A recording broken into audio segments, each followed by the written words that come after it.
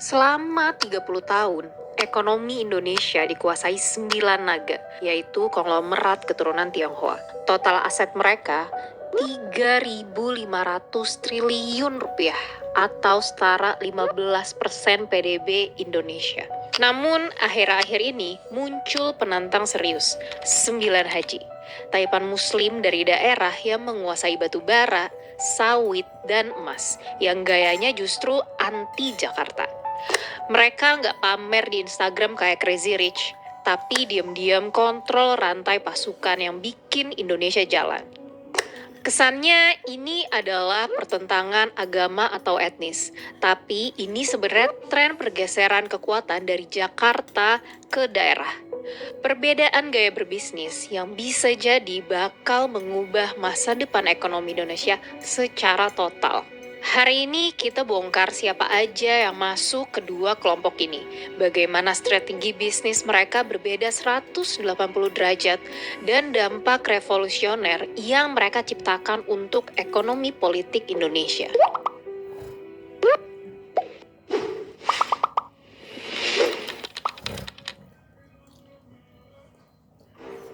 Sebelum kita bahas siapa aja 9 haji, mungkin beberapa dari kalian nggak tahu itu siapa 9 naga. 9 naga adalah istilah untuk konglomerat berpengaruh yang dominan sejak era Soeharto, yang kebanyakan etnis Tionghoa yang kontrol sektor strategis Indonesia. Mereka bangun kerajaan lewat koneksi politik dan akses eksklusif ke proyek pemerintah di era Orde Baru. Meskipun nama 9 naga itu nggak pasti, beda-beda sesuai sumbernya, tapi di zaman sekarang, inilah nama-nama besar yang umumnya masuk. Robert Hartono dari Jarum dan Bank Sentral Asia, Antoni Salim dari Indofood, Prayogo Pangestu dari Barito Pasifik, dan James Riyadi dari Lipo. Total aset gabungan mereka 3.500 triliun, setara dengan 15% PDB Indonesia. Gila kan angkanya?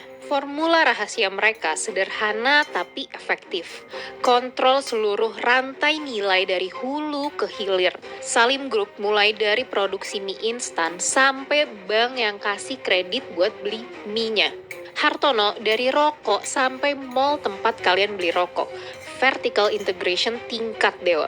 Yang bikin mereka powerful banget adalah lokasi strategis di Jakarta, yaitu kantor pusat di SCBD, rumah di Menteng, akses langsung ke Bank Indonesia dan kementerian.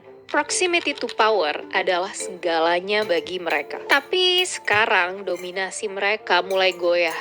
Ada kekuatan baru yang muncul dari daerah dengan pendekatan bisnis yang benar-benar berbeda.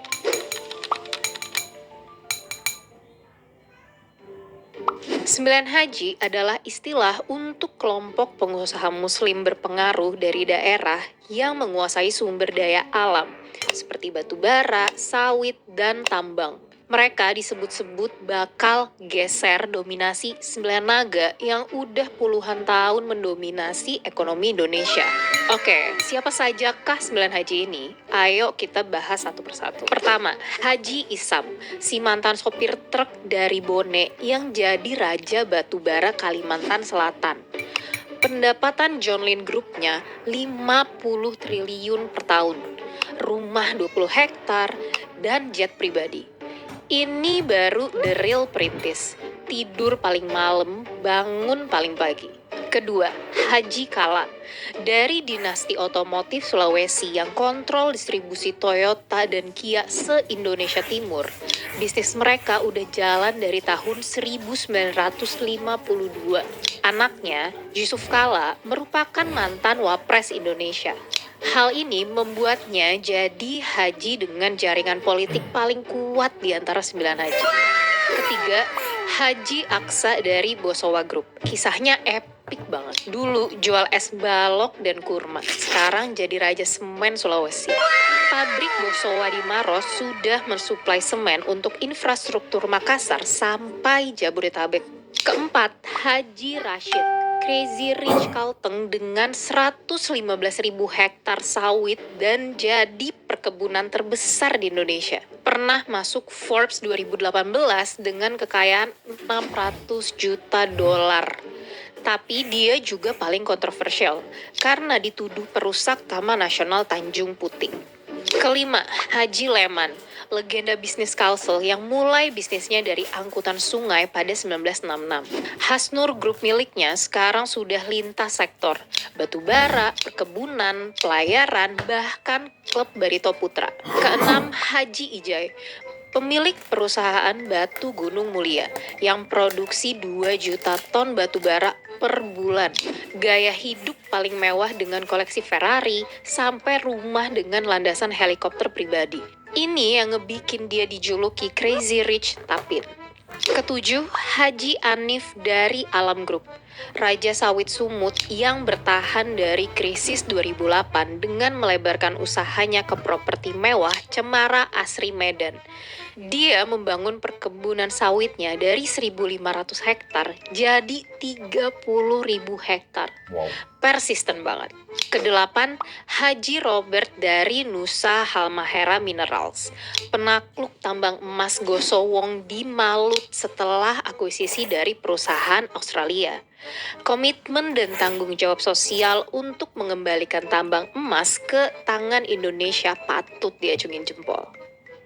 Dan kesembilan, Haji Ciut yang viral karena pesta pernikahan anaknya pakai helikopter.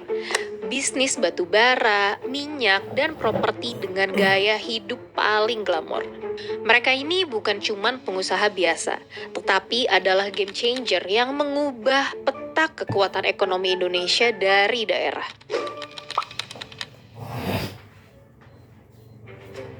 Walau sama-sama nyari duit, tapi 9 naga dan 9 haji punya pendekatan bisnis yang beda banget. Misalnya 9 naga, mereka melakukan kontrol finansial dan distribusi dari Jakarta.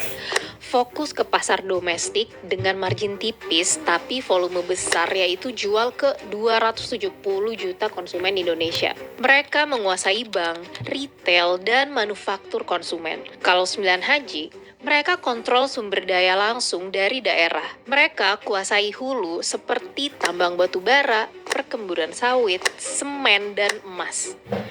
Jual langsung ke pasar global dengan margin gede tanpa perantara Jakarta. Gak perlu lagi tuh yang namanya middleman. Perbedaan geografis dari mereka juga berpengaruh banget. 9 naga bergantung sama Jakarta karena disitulah ada akses ke regulator dan decision maker politik. 9 haji sebaliknya, jadi raja lokal yang kontrol ekonomi regional tanpa butuh Jakarta. Bagi 9 haji, dekat dengan sumber daya lebih penting daripada dekat dengan kekuasaan. Nah, kalau dekat sama dia gimana? Nah, itu juga penting, tapi jangan deket doang, jadiannya enggak. Ya gimana ya, namanya masih usaha. Ini aja susah, diomelin lagi ya. Namanya juga gimana jadi cowok. Pendekatan religius 9 haji juga unik. Mereka gabungkan bisnis dengan nilai Islam. Haji Rashid bangun ratusan masjid di Kalteng. Haji Isam zakat triliunan setiap tahun.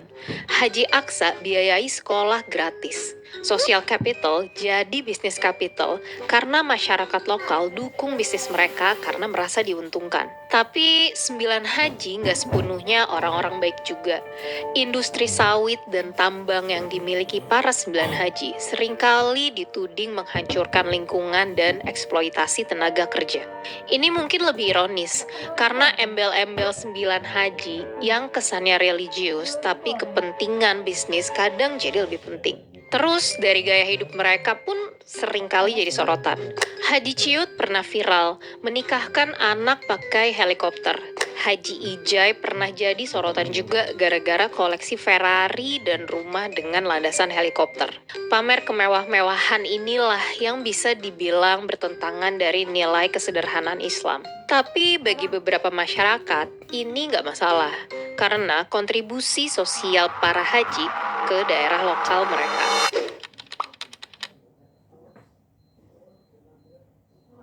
Menurut data dari Forbes, dari 50 orang terkaya di Indonesia, cuman 12% yang muslim.